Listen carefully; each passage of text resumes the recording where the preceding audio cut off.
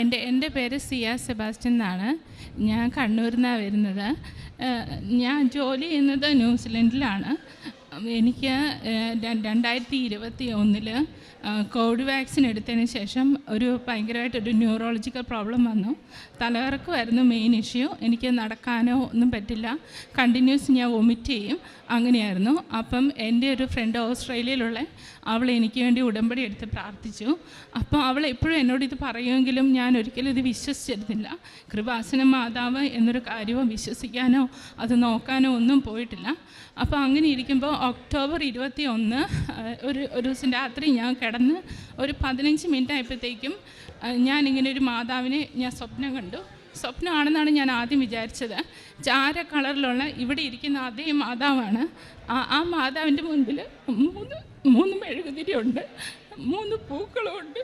എന്നിട്ട് ആ മാതാവ് എന്നോട് പറഞ്ഞു, ഈ 3 പൂക്കൾ നീ എണ്ണണം, നീ ഇത് കൊന്തയായിട്ട് നീ ഇത് കണക്കാക്കണ്ട, നീ ഈ 3 പൂക്കൾ എണ്ണി നീ പ്രാർത്ഥിക്കണം എന്ന് പറഞ്ഞു. എന്നിട്ട് ഞാനത് അന്ന് സ്വപ്നമാണെന്ന് വിചാരിച്ചു. ഞാനത് വെറുതെ വിട്ടു. പിറ്റേ ദിവസമായിട്ടും എനിക്ക് എല്ലാവരോടും പറയാൻ ഭയങ്കര ക്ഷമയായിരുന്നു. ഇത് എന്താണെന്ന് എനിക്ക് മനസ്സിലായില്ല. എന്നിട്ട് ഞാൻ എൻ്റെ കൂട്ടുകാരിനെ വിളിച്ചു. അവളോട് ഞാൻ പറഞ്ഞു ഇങ്ങനെയൊരു സംഭവം ഉണ്ടായെന്ന്. അപ്പോൾ അവൾ എന്നോട് പറഞ്ഞു അവളുടെ ഉടമ്പടി തീരാൻ പോവുകയാണ്, ഇനി ഒരാഴ്ചയും കൂടെ ഉള്ളൂ. അതുകൊണ്ട് അവൾ മാതാവിനോട് പറഞ്ഞു എൻ്റെ വിശ്വാസം ഉറപ്പിക്കാൻ വേണ്ടി നീ അവിടെ ചെന്ന് അവൾക്ക് സാക്ഷ്യം കൊടുക്കണമെന്ന്. അങ്ങനെയാണ് മാതാവ് എൻ്റെ അടുത്ത് വന്നത്. അപ്പം അവൾ എനിക്ക് കൃപാസന മാതാവിൻ്റെ ഫോട്ടോയും കാര്യങ്ങളും മുഴുവൻ അയച്ചു തന്നു.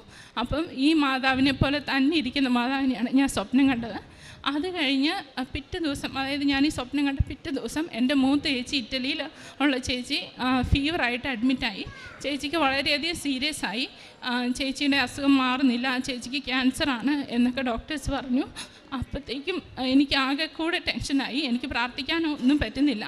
അപ്പം പിന്നെയും എൻ്റെ കൂട്ടുകാരി പറഞ്ഞു, ഇത് നിനക്കൊരു മുന്നറിയിപ്പ് തരുന്നതാണ് മാതാവും തിരുക്കുമാരനും, നീ ഉടമ്പടി എടുക്കണം, ലൈറ്റ് ക്യാൻഡിൽ പ്രെയർ ചെല്ലണം.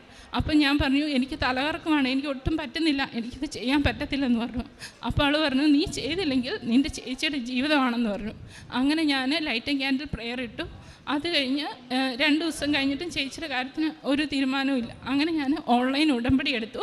ഉടമ്പടി എടുത്ത് അത് കഴിഞ്ഞൊരു ചേച്ചി 20 ദിവസം ഹോസ്പിറ്റലിൽ കിടന്നു. 21ാമത്തെ ദിവസം ഡിസ്ചാർജായി. മൾട്ടിപ്പിൾ ബയോപ്സീസ് ചെയ്തു, ഓൺകോളജിസ്റ്റ് വെരിഫൈ ചെയ്തു, പെറ്റ് സ്കാൻ ചെയ്തു, എല്ലാം ചെയ്തു. ക്യാൻസർ അല്ല എന്ന് കണ്ടുപിടിച്ചു. പക്ഷേ ചേച്ചിക്ക് ഒരു ക്യൂറബിൾ ആയിട്ടുള്ളൊരു ഡിസീസ് ഉണ്ട്. പക്ഷേ അതിനിപ്പോൾ ഒരു മരുന്നും വേണ്ട. ചേച്ചി സ്റ്റേബിളായിട്ട് ഇവിടെ ഇപ്പോൾ എൻ്റെ ഒപ്പം ഉണ്ട്. പിന്നെ എൻ്റെ തലകറക്കത്തിന് നല്ല മാറ്റമുണ്ട്. അത് കഴിഞ്ഞ് ഞാൻ എൻ്റെ ഉടമ്പടി പുതുക്കി ഫെബ്രുവരിയിൽ. പക്ഷേ എനിക്ക് കോവിഡ് വന്നതുകൊണ്ട് എനിക്ക് ഉടമ്പടി കണ്ടിന്യൂ ചെയ്യാൻ പറ്റിയില്ല. അപ്പം ഞാൻ മാതാവിനോടും തിരുക്കുമാരനോടും പറഞ്ഞു എനിക്ക് ലീവ് തരണം, ഞാൻ നാട്ടിൽ വരും, ആലപ്പുഴയിൽ വന്ന് ഞാൻ ഉടമ്പടി എടുക്കുന്നതായിരിക്കും, എനിക്കിത് കണ്ടിന്യൂ ചെയ്ത് കൊണ്ടുപോകാൻ പറ്റണമെന്ന് പറഞ്ഞു. ഇതുകൂടാതെ നിരവധി അനുഗ്രഹങ്ങൾ എന്നെയും എൻ്റെ കുടുംബത്തെയും തിരുക്കുമാരനും മാതാവും ഒരുപാട് അനുഗ്രഹിച്ചിട്ടുണ്ട്. ഒരു ഉദാഹരണത്തിന് ഞാൻ 2018 നാട്ടിലൊരു വീട് പണി തുടങ്ങിയതാണ്. അതിന് പല തടസ്സങ്ങളുണ്ടായിരുന്നു. ഞാൻ ന്യൂസിലൻഡിലായിരുന്നു, എനിക്ക് നാട്ടിലേക്ക് വരാൻ പറ്റിയില്ല. അങ്ങനെ വീട് പണി മുഴുവൻ മുടങ്ങി കിടന്നു. അപ്പം ഞാനിത് നിയോഗം വെച്ചിരുന്നു. എൻ്റെ ചേച്ചിയുടെ കാര്യവും എൻ്റെ വീട് പണിയും നിയോഗം വെച്ചിരുന്നു. ഈ കഴിഞ്ഞ 8-ാം തീയതി വീട് വെഞ്ചിരിപ്പ് കഴിഞ്ഞ് കയറിക്കൂടി. അത് കഴിഞ്ഞാണ് ഞങ്ങളിങ്ങോട്ട് വരുന്നത്. ഇപ്പം വളരെയധികം സന്തോഷത്തോടെ ഇരിക്കുന്നു. അതുപോലെ തന്നെ എൻ്റെ പാരൻസിൻ്റെ ഹെൽത്തിന് വേണ്ടി ഞാൻ ഒരു നിയോഗം ഇട്ടിട്ടുണ്ടായിരുന്നു. എൻ്റെ പാരൻസ് എൽഡർലി 65. അപ്പം എൻ്റെ പപ്പയ്ക്കൊരു കാർ ആക്സിഡൻ്റ് ആയി. അതൊരു വലിയ കാർ ആക്സിഡൻ്റ് ആയിരുന്നു. പപ്പയുടെ കാറ് റൈറ്റ് ഓഫ് ചെയ്യുന്ന ഒരു സ്ഥിതിയിലേക്ക് പോയി. പക്ഷെ പപ്പയ്ക്ക് ഒരു പോറലും പറ്റാതെ എൻ്റെ തിരുക്കുമാരനും മാതാവും രക്ഷപ്പെടുത്തി. അത് വലിയൊരു അനുഗ്രഹമാണ്. എൻ്റെ പപ്പയാണ് എൻ്റെ എല്ലാം.